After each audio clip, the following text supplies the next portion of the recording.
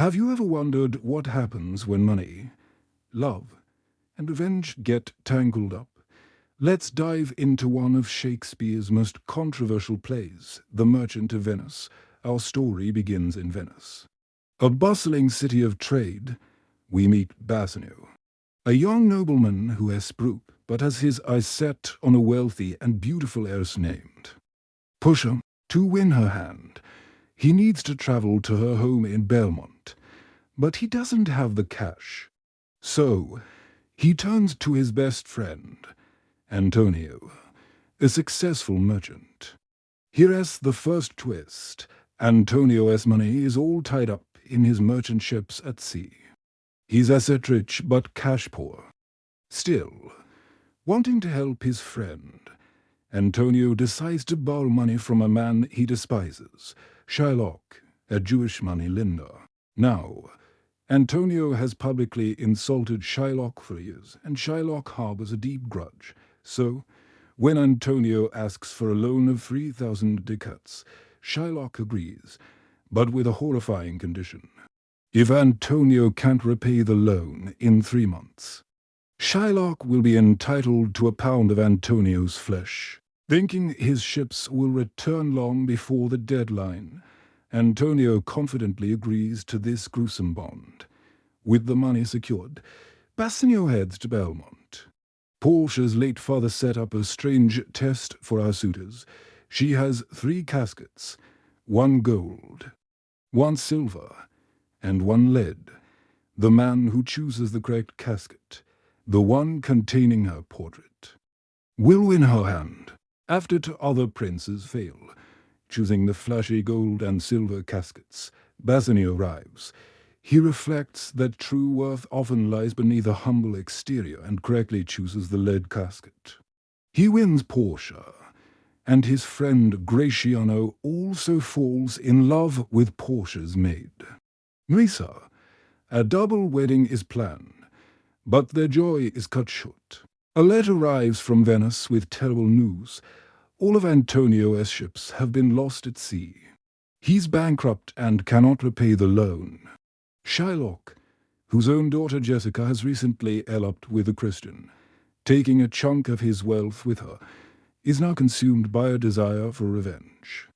He refuses any offer of money, even double the amount, and drags Antonio to court, demanding his pound of flesh. The Duke of Venice presides over the trial, but the law is on Shylock's side. The bond is legally binding. Things look desperate for Antonio.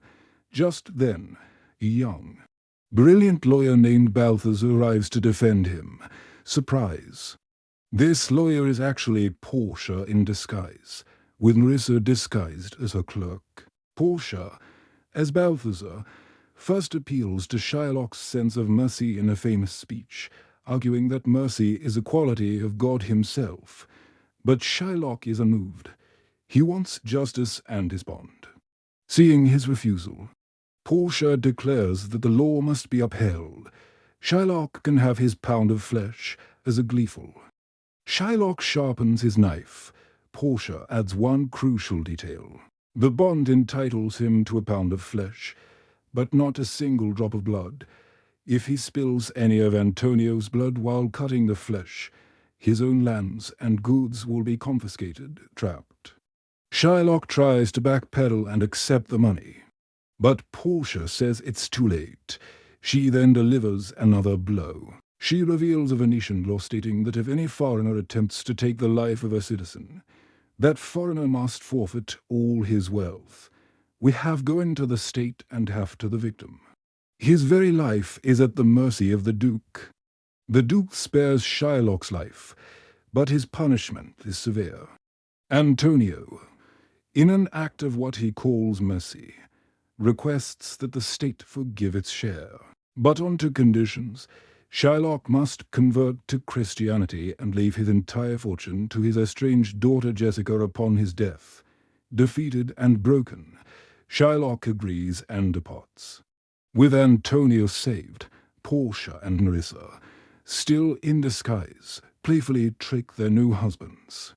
Bassanio and Gratiano, into giving them the rings they had promised never to part with. When they all return to Belmont and the women reveal their true identities, everyone is astonished. The play ends with news that some of Antonio's ships have miraculously returned safely after all. Restoring his fortune, the merchant of Venice leaves us with a lot to think about. Is it a comedy about love and wit, or a tragedy about prejudice and revenge? What does true justice look like, and how should it be balanced with mercy? It's a story that continues to spark debate centuries later. What do you think? Let me know in the comments below. Thanks for watching, and if you enjoyed this story, don't forget to like and subscribe for more deep dives into classic literature. See you next time.